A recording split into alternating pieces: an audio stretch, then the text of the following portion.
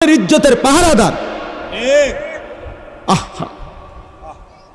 কোথায় সেই মোহাম্মদ বিন কাসেম, 17 বৎসরের যুবক, আরব থেকে, আরব জাহান থেকে আসছে ভারতে, সিন্ধু প্রদেশে দেবল রাজার এলাকায় একজন বোনকে একজন ডাকাত, জলদস্যু, একজন পানির ডাকাত জলদস্যু তৎকালীন জামানায় একজন মুসলিম বোনের গায়ের ওড়না ধরে টান দিছিল। তখন ওই বোন চিঠি পাঠাইছিল হাজ্জাজ ইবনে ইউসুফের কাছে আরব দেশে, হাজ্জাজ তুমি বেঁচে থাকতে তোমার মুসলিম বোনের গায়ের ওড়না ধরে টান দিছে বেঈমান কাফের, তুমি এর বদলা নিবা কিনা আমি শুনতে চাই। হাজ্জাজ ইবনে ইউসুফ আমরা কিতাবে পড়ছি এরকম চেয়ার ছেড়ে লাফ দিয়া দাঁড়াইয়া চিৎকার দিয়া বলছে, বোন আমার, গোটা আরবের সমস্ত মুসলমান যুবক প্রয়োজনে জান দিবে, আরবের সমস্ত যুবকের কলিজা যাবে, জান দেবে, শাহাদাত বরণ করবে প্রয়োজনে, তবু আমি তোমার এই বেইজ্জতির বদলা নেব। 3 বার সেনাবাহিনী পাঠাইছে সে, 3 বার। প্রথম 2 বার পরাজিত হয়েছে মুসলিম বাহিনী, তৃতীয়বারে নিজের একমাত্র মেয়ের জামাই মোহাম্মদ ইবনে কাসেম রাহমাতুল্লাহ আলাই, এই উনি ওনারে দিয়া এরপরে এই সিন্ধু দেবল রাজাকে পরাজিত করে ওই বোনকে জেলখানা থেকে উদ্ধার করছে এবং এই হিন্দু রাজার এলাকায় কালেমার পতাকা উড়াইয়া দিছে। হ্যাঁ, সেখান থেকেই এই ভারতীয় উপমহাদেশে মুসলমানদের যাত্রা, ইসলামের সূচনা। এক বোনের ইজ্জতের জন্য ধর্ষিতা হয় নাই, কাপড় টান দিছে কেন? খলিফা মুতাসিম বিল্লাহ, এক ইহুদি খলিফা মুতাসিম বিল্লাহ, মুসলমানদের একজন খলিফার নাম উমাইয়া খলিফা। ওনার আমলে একজন মহিলা ইহুদিদের এলাকায় গেছিল, বাজারে পর্দানসীন বোরখাওয়ালা নারী। ওই ইহুদি, দুষ্ট এক ইহুদি, ওই মহিলার পিছন দিক দিয়া, বোরকার পিছনে কৌশলে পিছন দিক দিয়া গোপনে এমন এক রশি টান দিস বাঁধছে। রশি বান দেওয়ার কারণে মহিলা যখন সামনের দিকে আগাইছে, তখন এই রশির টান লাগাতে মহিলার বোরকা উঠে গেছে উপরের দিকে সামান্য, উনি পড়ে গেছে।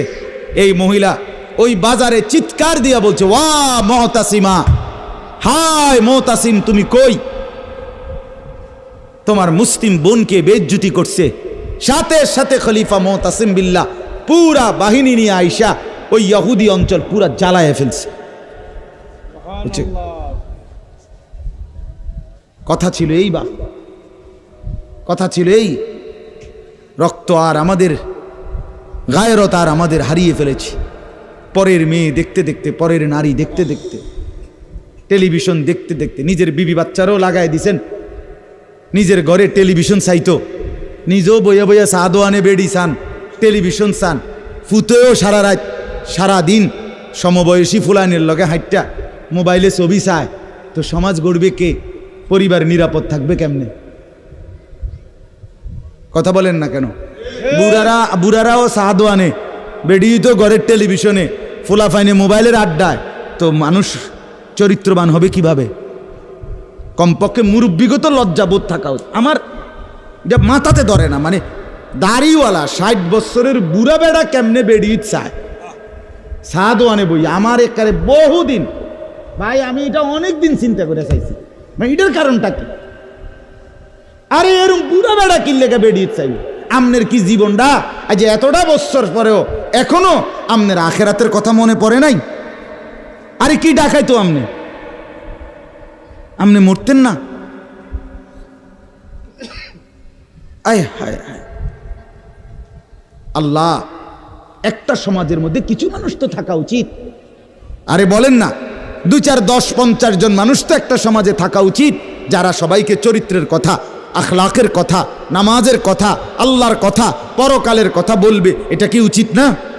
কথা বলেন, উচিত না? কিছু মানুষ উচিত না। কই মানুষগুলো কই? বলেন না চাচা, ওই মানুষগুলো কই? চেয়ারম্যান ভাই বলেন, কই মানুষগুলো কই?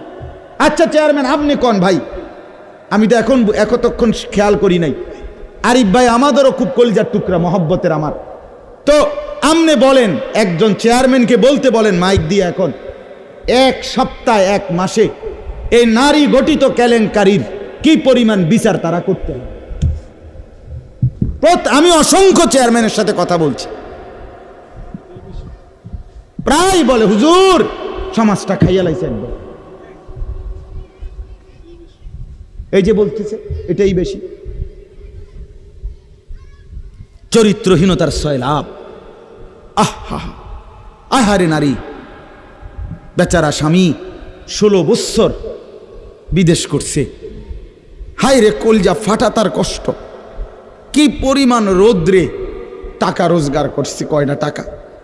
আমি তো সৌদি আরবে যে কয়বার আল্লাহ নেওয়ার তৌফিক দিছে, হজ উমরায় গেছি অন্য কোনো কারণে না, প্রতিবারেই দেখছি বাফ আহারে প্রবাসীদের কষ্ট কাকে বলে। প্রখর রোদ। এই শুধু তর্জমাটা শোনেন, 5 মিনিটে শেষ হয়ে যাবে তর্জমা। আল্লাহ তাআলা বলেন কুল্লিল মুমিনিনা, হে নবী আপনি মুমিন পুরুষদেরকে বলেন। তাহলে পুরুষ বলতে কি বুঝাইছি বুঝছেন তো এটা নাকি?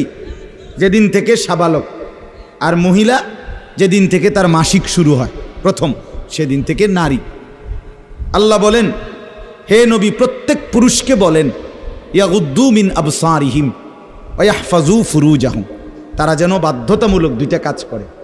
1 ইয়াগুদ্দু মিন আবসারিহিম, তারা যেন তাদের চোখ নিচের দিকে নামায় ভিন নারী থেকে, নাজায়েজ দৃশ্য থেকে, যে জিনিস দেখার অনুমতি নাই, যেই ছবি দেখার অনুমতি নাই, যেই নারীকে দেখার অনুমতি নাই, তার থেকে যেন তারা চোখ নামায়। ওয়া ইয়াহফাজু ফুরুজাহুম, এবং প্রত্যেকটা মুমিন যেন নিজের লজ্জাস্থানকে হেফাজত করে। নিজের লজ্জাস্থান হালালভাবে অনুমোদিত ছাড়া, স্বামী স্ত্রীর পবিত্রতা ছাড়া অন্য কোনো ক্ষেত্রে নিজের লজ্জাস্থানকে হারামভাবে যেন ব্যবহার না করে, নিজের হাত দ্বারা কোনো অবৈধ কাজ যেন না করে, নিজে পুরুষ যেন কোনো অবৈধ নাচ না করে, বিন নারীর সাথে যেন নিজের লজ্জাস্থানের জিনা ব্যভিচার, যেন অসভ্যতা অশ্লীলতা এমনটা যেন না করে। আল্লাহ বলেন দালিকা আজকা লাহুম, কি হবে এতে? আল্লাহ বলে এটাই হবে সর্বশ্রেষ্ঠ পবিত্রতা। এটাই কি বলেন না? সর্বশ্রেষ্ঠ পবিত্রতা। ইন্নাল্লাহা খাবীরুম বিমা ইয়াসনাউন, আল্লাহ বলে যত কৌশলে, যত ফন্দিতে, যত বুদ্ধিতে, যত সিক্রেটে, যত গোপনে তোমরা যে যাই করো, আমি আল্লাহ 100 খবর রাখি। আমার কাছে গোপন কিছু গোপন নাই। অন্তরের হালাত, বাহিরের হালাত, কক্সবাজারের দৃশ্য আর বাড়ির দৃশ্য, রাত গভীরের দৃশ্য, দিনের আলোর দৃশ্য, গোপন জায়গায়, হোটেলে, রেস্তোরাঁয়, অথবা পার্কে, বিনোদন কেন্দ্রে, অথবা মোটরসাইকেলে আরেক বেটার মেয়ে আরেক দিকে নিলাগা, যাই নাও, যেখানেই নাও, যত গোপন জায়গায়, মা দেখে নাই, বাবা দেখে নাই, গ্রামবাসী শুনে নাই, কেউ জানে নাই, কিন্তু আল্লাহ বলে বান্দা আমার খবর আছে, আমার থেকে আড়াল করতে পারবে না। অতএব চোখের হেফাজত, চোখের হেফাজত। বুড়া মানুষ আপনাদেরকে মৃত্যু পর্যন্ত, 90 বছরের বুড়া, আমার বুড়ো হয়ে গেছি, বয়স হয়ে গেছে না, মানুষের শরীর আড্ডি মাড্ডি বয়স হয়। শাহওয়াত, শাহওয়াত যেটাকে বলে, কামনা বাসনা, এটা কখনোই বুড়ো হয় না, বুড়ো হয় না। হ্যাঁ সোজা কথা, আমি খোলামেলা বললাম, শাহওয়াত কি হয় না? বুড়ো হয় না। এজন্য বালেগ থেকে বৃদ্ধ পর্যন্ত সবাই এই হুকুম। 2 নাম্বার আল্লাহ বলেন 31 নম্বর আয়াত, অকুল্লিল মুমিনাতি ইয়াগদুদনা মিন আবসারিহিন্না ওয়া ইয়াহফাজনা ফুরুজাহুন্না, হে নবী আলাদাভাবে আপনি মুমিন মহিলাদেরকেও বলেন, নারীদেরকেও বলেন, তারাও যেন এই 2টা কাজ করে। কি? চোখ নামিয়ে রাখে, চোখ নামিয়ে রাখে। কোনো নারী যেন রাস্তার পুরুষ, ভিন পুরুষ, যাদেরকে দেখার অনুমতি নাই, এই যে দেবর, এই যে ভাসুর, চাচাতো ভাই, মামাতো ভাই, ফুফাতো ভাই, খালাতো ভাই, দুলা ভাই, এরকম মানুষগুলো যাদেরকে দেখার অনুমতি নাই, রাস্তার পুরুষ যাদেরকে দেখার, চোখ ফেলার অনুমতি নাই, তাদের থেকে যেন চোখ নামিয়ে রাখে। ওয়া ইয়াহফাজনা ফুরুজাহুন্না, আল্লাহ বলে প্রত্যেক নারীকে বলেন হে নবী তারাও যেন তাদের লজ্জাস্থানের হেফাজত করে। এক নারীর সতীত্ব, তার ইজ্জত, তার সম্ভ্রম, এটাই তার জীবনের সবচেয়ে বড় সম্পদ। যে নারী সতীত্ব হারা, যে মেয়ে ইজ্জত হারা, তার জীবনে আর 2 পয়সার কোনো মূল্য নাই। জন্তু জানোয়ারের কোনো মূল্য থাকতে পারে, কিন্তু এই বেহায়া, বেশরম, লজ্জাহারা, ইজ্জত হারা, যেটা যদি কেউ ধর্ষিতা হয় নাই কিন্তু পর পুরুষের সাথে অবৈধ সম্পর্ক করে, হারাম প্রেম করে, ভিন পুরুষের সাথে নিজের ইজ্জত নষ্ট করেছে, নিজের চরিত্র নষ্ট করেছে, খোদার কসম তার 2 পয়সার কোনো মূল্য এই সমাজে, দুনিয়াতে, আখেরাতে কোথাও নাই। সে ঘৃণিত, সে লাঞ্ছিতা নারী, এটার আর কোনো মূল্য নাই। এই জন্য বিবাহ বহির্ভূত প্রেম করার পরে, বিবাহ করার পর এই বিবাহ আর টেকে না। আমার কাছে বলি, হুজুর কি গভীর সম্পর্ক ছিল, এখন বিয়ে করলাম, 8 মাস না যাইতেই সংসারটা জাহান্নামের টুকরা হয়ে গেছে। আমি বললাম মূল কারণ হইল বিয়ার আগে আমনো হেবুডির কোনো দোষ ধরেন নাই, হেবুডিও আমনের কোনো দোষ ধরেন নাই, শুধুই কেবল ভালোই বাসছেন, কিচ্ছু আর কোনো ত্রুটি দেখেন নাই। তুমি না খুব ভালো, ও না এত ভালো, এডি তো ছিল আগে, যে সময় আমনে বালা বালা খাওয়াইছেন, চটপুটি, নুডলস, তারপরে বিভিন্ন বার্গার, এই সময় তো আরামে কথা কইছে।